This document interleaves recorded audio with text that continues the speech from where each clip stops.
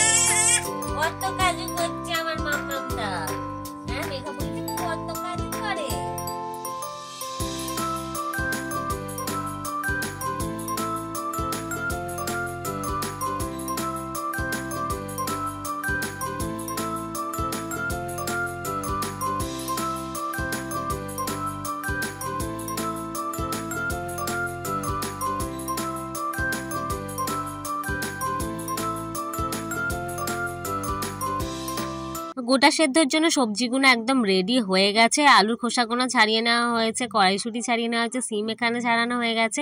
বেগুন গোটা গোটাই দেওয়া হবে, মাঝখান থেকে একটা কাট করে নেওয়া হয়েছে যাতে তাড়াতাড়ি সবজিটা সেদ্ধ হয়ে যায়। এবার যে যে সবজিগুলো রাখা হয়েছিল সেগুলোকে ভালো করে এবার ধুয়ে নেওয়ার পালা। আর আমাদের থেকে মনে হচ্ছে যে মেঘাই বেশি এক্সাইটেড এটা কি হচ্ছে দেখার জন্য। ও দেখো বিছনা থেকে সমান আমাদের দেখেই যাচ্ছে। আজকে আমি তোমাদের দেখাবো যে আমাদের বাড়িতে কিভাবে গোটা সেদ্ধ রান্না হয়, আর গোটা সেদ্ধ রিচুয়ালসটা সম্পর্কে আমি যা যা জানি সবই তোমাদের সাথে শেয়ার করব। গোটা সেদ্ধ রান্না করা হয় সরস্বতী পুজোর দিন পঞ্চমী তিথিতে, আর খাওয়া হয় তার পরের দিন ঠান্ডা করে শীতল ষষ্ঠীর দিনে। এই রান্নাতে বেশিরভাগ সবজি গোটা গোটা দেয়া হয়, সেই জন্যই গোটা সেদ্ধ বলা হয় আর কি। আর তাছাড়া 5 কড়াই দেওয়া হয় যাতে আমাদের শরীরটা ঠান্ডা হয়। বড়দের মুখে শোনা বসন্তকালে গুটি বসন্ত, চিকেন পক্স, নানা রকম অসুখ বিসুখ হয় শরীর গরম হওয়ার জন্য।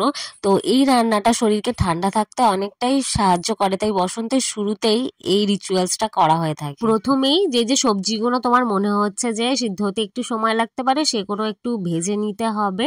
এখানে যেমন মা শিম আর আলুগুলো ভেজে নিচ্ছে। তারপর গোটা সেদ্ধে যে মশলাটা ইউজ করা হয় সেটা আমরা প্রিপেয়ার করে নেব যাতে গোটা সেদ্ধ থেকে কাঁচা মশলার গন্ধ না ছাড়ে। তারপর কড়ায় একটু তেল নিয়ে তেলটা গরম হয়ে যাওয়ার পর তার মধ্যে কয়েকটা তেজপাতা দিয়ে তারপর কাঁচা লঙ্কা দিয়ে একটু নাড়াচাড়া করে নেওয়ার পর বেটে রাখা আদাটা দিয়ে দেব। তার মধ্যে আদাটা একটু গোল্ডেন ফ্রাই হয়ে যাওয়ার পর পরিমাণ মতো লঙ্কা গুঁড়ো, হলুদ গুঁড়ো, নুন আর ধনে গুঁড়ো দিয়ে দেব। তারপর সেগুলোকে নাড়াচাড়া করে সেগুলো ভাজা ভাজা হয়ে গেলে তার মধ্যে একটু জল দিয়ে মশলাগুলো হালকা সিদ্ধ করে নেব। তারপর যখন মনে হবে যে মশলাটা একদম রেডি হয়ে গেছে সেটাকে সাইডে সরিয়ে রেখে একটা বড় হাঁড়ি বসাবো, কারণ গোটা সেদ্ধ বড় হাঁড়ির মধ্যেই করা হয়। এই বড় হাঁড়িটা বসিয়ে তার মধ্যে অনেকটা পরিমাণ জল নিয়ে নিতে হবে। যতটা পরিমাণ তোমরা সবজি দেবে সেই অনুসারেই জলটা নিতে হবে।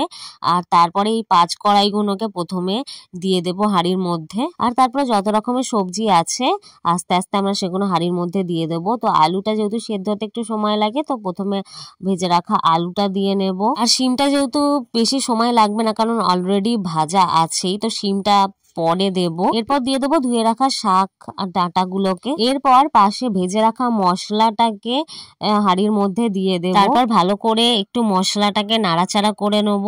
তারপরে আস্তে আস্তে বাকি সবজিগুলোকে দেব, যেমন এখন দিচ্ছি বেগুন, অনেকে আবার বাঁধাকপিও দেয় কিন্তু আমরা বাঁধাকপি দিচ্ছি না, তোমরা চাইলে বাঁধাকপিও দিতে পারো। এরপর ঢাকা দিয়ে সবজিগুলোকে একটু সিদ্ধ হতে দেবো। 10 থেকে 15 মিনিট পর খুলে আবার বাকি সবজিগুলোর মধ্যে দিয়ে দেবো। তো আমরা এখন এখন কড়াইশুঁটি দিয়ে দিচ্ছি। এরপর দেবো রাঙা আলু, ভেজে রাখা শিমগুলো, আর সবার লাস্টে দেবো টমেটো দিয়ে হাঁড়িটাকে চাপা দিয়ে দেবো। 40 থেকে 45 মিনিট মতো ভালো করে এগুলোকে সিদ্ধ হতে দেবো। বাস তারপরেই রেডি হয়ে যাবে আমাদের গোটা সেদ্ধ। ভিডিওটা ভালো লাগলে একটা লাইক করে দিও, যারা চ্যানেল নতুন সাবস্ক্রাইব করে দিও। তো আমাদের গোটা সেদ্ধের ফাইনাল লুকটা এসেছিল ঠিক এইরকম, দেখেই জিভ দিয়ে জল চলে আসে। গোটা সেদ্ধ তো আমার মুড়ি দিয়ে খেতে সব থেকে বেশি ভালো লাগে। তোমাদের কি দিয়ে খেতে ভালো লাগে অবশ্যই আমাকে কমেন্টে জানিও। তোমাদের সাথে দেখা হচ্ছে আবার নেক্সট ব্লগে। আজকের মতো টাটা।